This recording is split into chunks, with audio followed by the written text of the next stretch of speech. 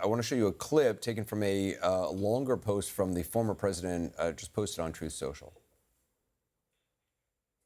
It's called election interference. They're trying to destroy a reputation so they can win an election. That's just as bad as doing any of the other things that have been done over the last number of years. I'm an innocent man. I did nothing wrong. I'm innocent, and we will prove that very, very soundly and hopefully very quickly. I want to talk more about the possible charges. Ellie Honig, Maggie Haberman was reporting conspiracy to obstruct, false statements, willful retention of defense information. So a few really important indicators in Maggie's reporting that she just gave us on air. First of all, Maggie reported that there is a document retention charge. And that tells us that this is not all obstruction. There had been some question, is this only going to be an obstruction case? No, according to Maggie's reporting, there's a document retention charge or charges, and separately, as Maggie just reported, there's an obstruction angle. So it's not all about obstruction, it's documents and obstruction. Maggie also reported, she just told us, that none of the charges are the same. You can have, in a federal indictment, multiple counts of the same crime, 4 counts of obstruction, etc. This tells us that there are, again, according to Maggie's reporting, 7 different counts. We know one of them is conspiracy from prior reporting. And then the last thing that Maggie tells us is that there's an obstruction count and a false statements count, meaning somebody in Trump's camp or Donald Trump himself knew about or made or authorized the false statement, presumably either to archives or to DOJ. So we're getting indicators from Maggie and Paula's reporting. Robert Ray, you were former Whitewater independent counsel. What do you make of what we've heard thus far? I think the venue was probably one that the Department of Justice felt that they were stuck with, because I think there are charges contained in this indictment that could only have been brought in the Southern District of Florida. So I think that's sort of the first significant thing. What would that be? Probably the obstruction, things that happened in Mar-a-Lago that only could have happened in Mar-a-Lago, that they are charging those things that happened in Mar-a-Lago. And if that's the gravamen of a particular charge, that would be the only place that charge could be brought. Mm-hmm. And then I think the related to that is because it is in the Southern District of Florida, and although there's a court appearance scheduled in Miami, I think for administrative reasons, you would expect this case, if it is centered around Mar-a-Lago, to be one that would draw from a Palm Beach County jury pool and a judge assigned to that particular vicinage. Why is that?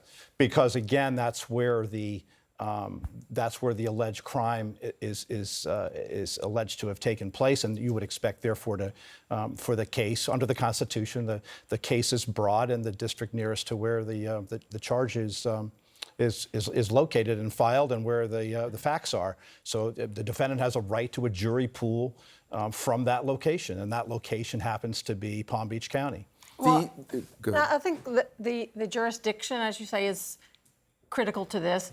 The jury pool is critical.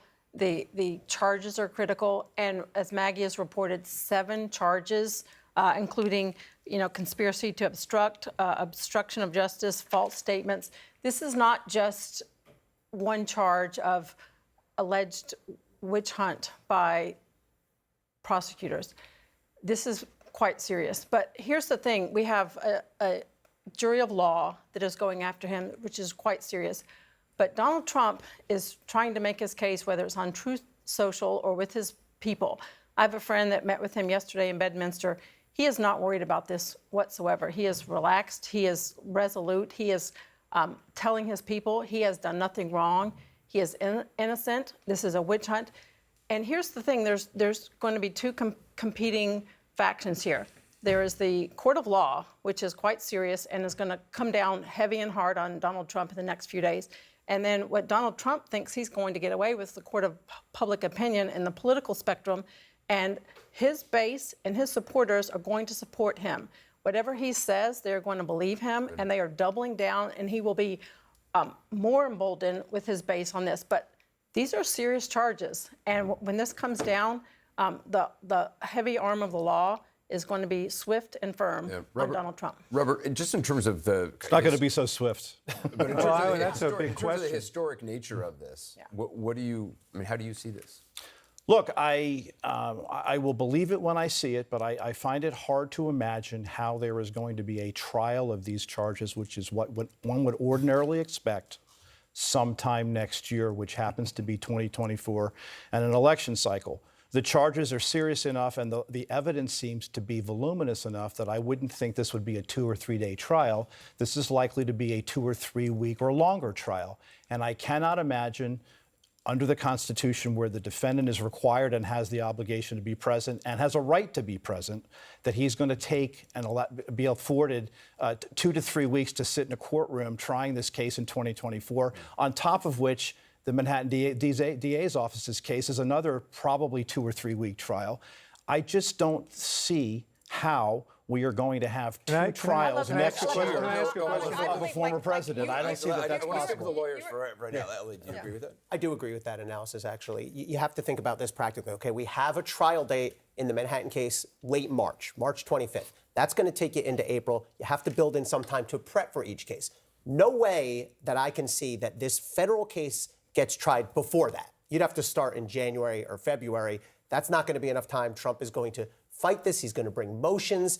There's going to be voluminous discovery. So now we're saying, okay, if the Manhattan DA case holds March into April, you can't just have back-to-back trials. As Robert said, you have a constitutional right to prepare your defense, to participate in your defense. So you have to build in even more time. Now we're where? A year from now, the summer of 2024, when we're right upon conventions, when we're months away from an actual presidential election. I don't think a judge is going to do that. If I'm a prosecutor, I don't want to try this case consistent with DOJ policy, but also as a strategic matter in, let's say, August, September 2024. Can I just ask a question?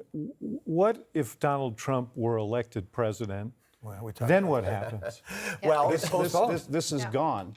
Yeah. Because, first of all, he would control the Justice Department. So if you're talking about this case, he controls the Justice Department. He just dismisses the if it's still pending, he dismisses the case. It's gone. Couldn't he pardon himself? Or Well, there's a debate about that. But if it's a pending case, he just basically withdraws the authority of the United States behind the prosecution. And he has the absolute right to do that. The conversation we just heard is a conversation that lawyers had with Donald Trump months ago. Oh, I'm sure that's This right. explains why he threw his hat in the ring. This explains the whole deal. He has gamed this thing out, and he thinks he's going to get away with it. What I would say to everybody who's watching this, nobody has seen this indictment. We don't know what's in it.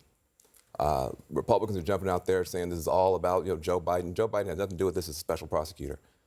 This is not a porn star thing. This isn't robbing the piggy bank of your charity.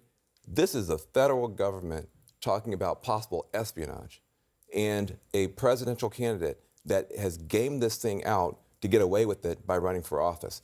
If that's what's happening here, we should take this very, very seriously. Yeah, no, and I think people do. People around this table do, and a lot of people in America do. But Alice and myself and others on the Republican side been talking to our friends, and the ride or die Trumpers, right? They want to abolish the FBI. They don't trust the FBI. They don't trust any of this stuff, man. This is deep state coming after the president. So this doesn't. It is not going to matter. He's going to have a big rally on Saturday. He's going to have a big rally in Georgia, North Carolina. I promise when he shows up on Tuesday, it'll look like a Trump rally outside that Miami date. You remember the Brooks Brothers riot in 2000? Mm-hmm. That'll look like a Boy Scout camp compared to what's going to happen on Tuesday. This is, to me, when constitutional conservatives need to stand up.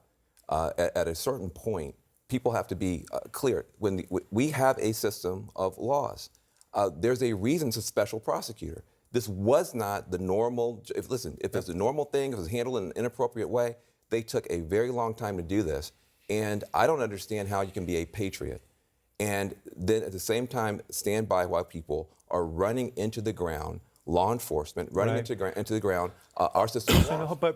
But Van, Donald Trump's whole political project has been to disqualify rules, laws, norms, and institutions, to disqualify the media, to disqualify the FBI, to disqualify the Justice Department for the express purpose of being able to make the case when these things come that this is a corrupt system. And the question is, how much take-up will they have? I suspect among his base that's going to happen. Minutes, I guess, after this indictment was announced, Jim Jordan was already tweeting, this is a sad day for America. And we'll see what happens tomorrow. But I expect to see a lot of House Republicans sort of galvanized here and attacking the Justice Department. And you, look, this is potential espionage here. This is absolutely serious. But we can all remember back before January 6th, Steve Bannon telling the world hell will break out on January 6th. I'm not convinced that the exact same thing is not going to happen when all of this becomes public and all of those people that were at the Capitol on January 6th will have hell breaking loose, whether it is in South Florida or Washington, D.C., 10 times more. I know it may not be sufficient for many, but understand that the former president also has limits. The public doesn't seem to recognize that, but he will obey process. He will appear at 3 p.m. in a Miami courthouse to answer the federal charges next week.